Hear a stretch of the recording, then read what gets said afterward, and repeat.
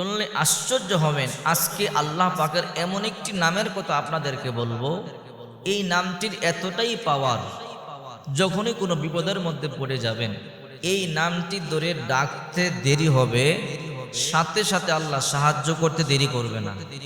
হযরত যায়েদ রাদিয়াল্লাহু তাআলা আনহু, রাসূলের পালক পুত্র, এক বিশাল বিপদের মধ্যে পড়ে গেছেন। এমনকি তার গলার মধ্যে ছুরি ধরেছে হত্যা করবার জন্য।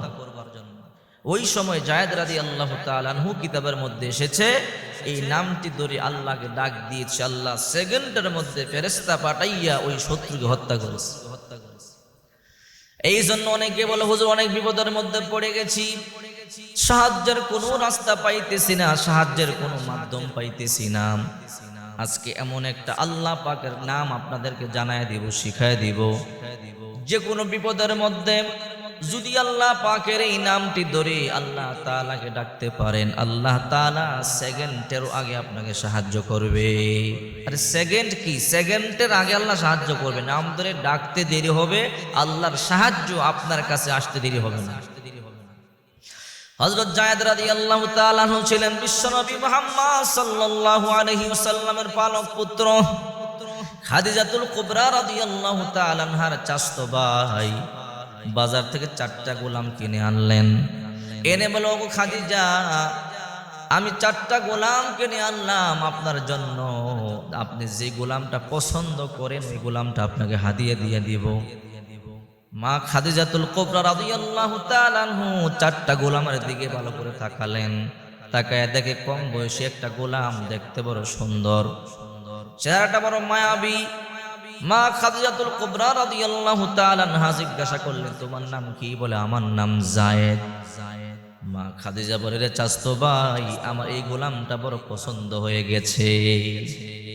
খাদিজার চাচতো ভাই বলল, তোমাকে আমি দিয়ে দিলাম। মা খাদিজা রাদিয়াল্লাহু তাআলা আনহা গোলামটা নিয়ে বলে, আমি গোলাম দিয়ে কি করব? মা খাদিজা বলল, বিশ্ব নবী, আমার একটা গোলাম হাদিয়া আসছে, এই গোলামটা দিয়ে আমি কি করব? এই গোলামটা আমি আপনাকে হাদিয়া দিয়ে দিলাম, আপনি সাথে তাকে রাখবেন, যে কোনো কাজ আপনি তাকে দিয়ে করাতে পারবেন। যায়েদ রাদিয়াল্লাহু তাআলা আনহু তখন ছোট মানুষ। আল্লাহর হাবিব বলে, ও খাদিজা, এই ছোট বালক দিয়ে আমার কি কাজে আসবে? বলে, ও আল্লাহর হাবিব, আপনার মেসওয়াকটা আগায় দিতে পারবে, আপনার পানিটা, ওযুর পানিটা আগায় দিতে পারবে, আপনার জুব্বা মুবারকটা আগায় দিতে পারবে। সে যখন বড় হবে বড় খেদমত করবে। আল্লাহর হাবিব বললেন, ঠিক আছে, যাও। এইবার বিশ্বনবী মুহাম্মদ সাল্লাল্লাহু আলাইহি ওয়াসাল্লাম যায়েদকে বড় আদর করে, বড় ভালোবাসে, পালক পুত্র বানায় নিলেন। গোলাম নয়, পালক পুত্র বানায় নিলেন। আল্লাহর হাবিব হিজরত করে যখন মক্কা থেকে মদিনায় রওনা করলেন, যায়েদ বলে, গো নবীজি, আমি কখন যাব? আল্লাহর হাবিব বললেন, যায়েদ, তোমরা সুযোগ মোতাবেক তোমরা মক্কা ছেড়ে হিজরত করে মদিনায় চলে যাও। শুনলে আশ্চর্য হবেন, হযরত যায়েদ রাদিয়াল্লাহু তাআলা আনহু মক্কা থেকে হিজরত করা শুরু করলেন, মদিনার দিকে একা একা যাইতেছে, কোনো সঙ্গী পায় না। যখন মরুভূমির মধ্যখানে চলে গেল, এক মুনাফিক যায়েদ তাকে চিনতে পারে নাই। মুনাফিক আইসা বলে, যায়েদ কই যাও? বলে, মক্কা ছেড়ে চলে যায়, মদিনায় যাব। বলে, কেন?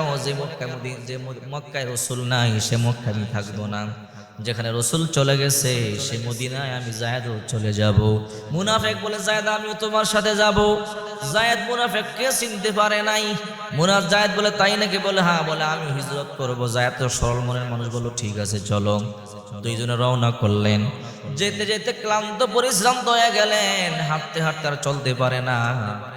দুইজনে একটা গুহার মধ্যে আশ্রয় নিলেন। এবার যায়েদ রাদিয়াল্লাহু তাআলা আনহু একটু ক্লান্ত পরিশ্রান্ত বদনে ঘুমায়া গেলেন। এই ঘুমের মাধ্যমে মুনাফিক সুযোগ নিল। মুনাফিক বড় চালাক, মুনাফিক বড় বেঈমান। এই ঘুমের মাধ্যমে যায়েদের হাত পাগুলো বেঁধে ফেললো। যায়েদ ঘুম থেকে জেগে থেকে হাত পাগুলো বাঁধা। এ ভাই, তুমি আমার হাত পা কেন বাঁধলা?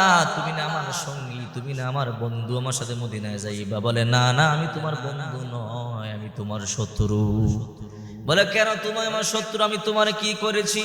বলে, তোমার আমি হত্যা করবো। যায়েদ বলে, লিমা তাকতুলুনি, কেন তুমি আমাকে হত্যা করবা? আমি কি করেছি তুমি কেন হত্যা করবা?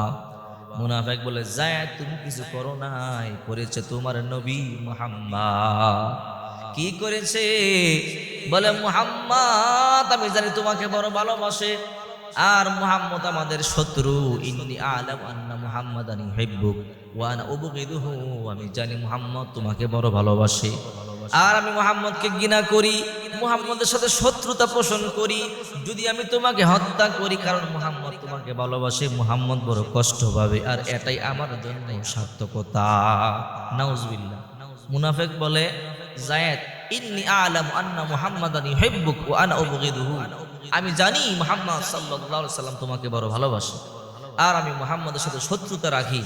যদি আমি তোমাকে হত্যা করি মুহাম্মদ সাল্লাল্লাহু আলাইহি সাল্লাম কষ্ট পাবে, আর এটাই আমার জন্য সার্থকতা। যায়েদ বলে, না, তুমি আমাকে হত্যা করবে না, আমি কোনো দোষ করি নাই, অন্যায় করি নাই। মুনাফিক বলে, যায়েদ কোনো কথা শুনতে চাই না।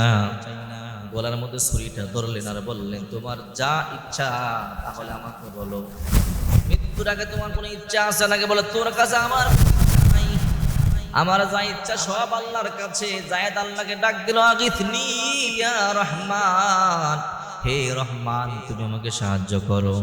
আগিথনি ইয়া রহমান, হে রহমান, হে দয়ালু তুমি আমাকে সাহায্য করো। আল্লাহকে যখন আগিথনি ইয়া রহমান বলে ডাক দিল, হঠাৎ করে কে যেন ধমক দিয়ে বলে, লা তাকতুলহু, তাকে হত্যা করো না। মুনাফিক বলে, এখানে তৃতীয় ব্যক্তি আবার কে রে?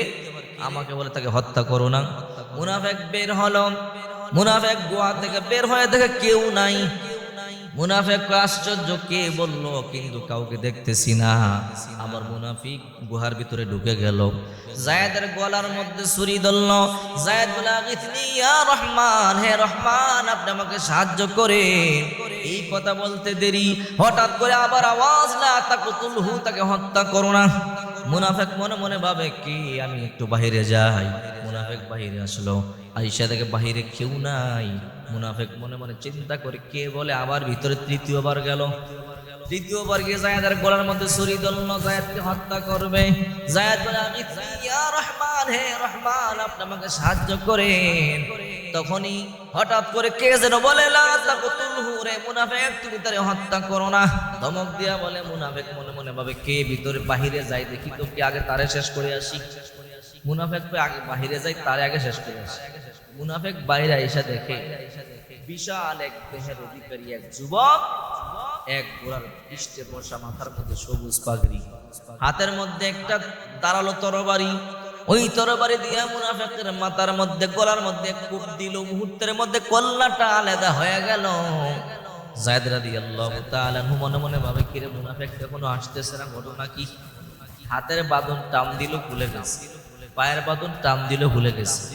যায়েদ রাদিয়াল্লাহু তাআলা গুহা থেকে বাইর হলেন। বাইর হয়ে দেখে মুনাফিকের দাওতে কল্লাটা আলাদা, আর মাথাটা ওই লোকটার হাতে, মুসাফিরের হাতে। যায়েদ বলে, কে গো মুসাফির, তুমি তোমারে চিনতে পারি নাই, তুমি আমারে সাহায্য করলা। ওই মুসাফির বলে, যায়েদ আমি চিনতে পারো নাই। বলে, না, আরে যায়েদ তুমি যে প্রভুর কাছে আগিথনি ইয়া রহমান বলে বলে সাহায্য চাইছো, ওই প্রভু আমারে পাঠাইছে তোমাকে সাহায্য করবার জন্য। হে যায়েদ, যখন তোমাকে মুনাফিক প্রথমে হত্যা করবার জন্য যায়, আমি তখন 7 আসমানের উপরে, আমি ওখান থেকে ধমক দিলাম, লা তাকতুলহু, তাকে হত্যা করো না। আমি সত্যবক আসমানের উপর থেকে তার ধমক দিলাম। দ্বিতীয়বার যখন আমার তোমার গলা কাটতে যায়, আমি তখন প্রথম আসমান থেকে আবার ধমক দিলাম, লা তাকতুলহু, তাকে হত্যা করো না। যায়েদ, আবার যখন তৃতীয়বার তোমাকে হত্যা করতে যায়, তখন আমি গুহার মুখ থেকে বললাম, লা তাকতুলহু, তাকে হত্যা করো না। দেখছেন, যদি আপনি আগিথনি ইয়া রহমান বলে ডাকেন, যে কোনো মুসিবতে বিদ্যুতের আগে আপনার দোয়া কবুল হবে, আল্লাহ সাহায্য করুন। এই জন্য মুসিবতের সময় আগিথনি ইয়া রহমান বলে ডাক দিবেন। যদি আগিথনি ইয়া রহমান বলে ডাক দিতে পারেন, আল্লাহ তাআলা সেকেন্ডের মাধ্যমে আপনাকে সাহায্য করবে। এই জন্য বিশ্বনবী মুহাম্মদ সাল্লাল্লাহু আলাইহি ওয়াসাল্লাম বলেন, যখন তোমরা আমল করবে, একনিষ্ঠভাবে আমল করবে, হালাল রিজিক ভক্ষণ করবে, দুরূদের আমল করবে। হালাল রিজিক যদি ভক্ষণ করতে পারো, আর যে কোনো আমলের পূর্বে দুরূদ শরীফ পাঠ করতে পারো, আল্লাহ তাআলা অবশ্যই তোমার দোয়া কবুল করবে।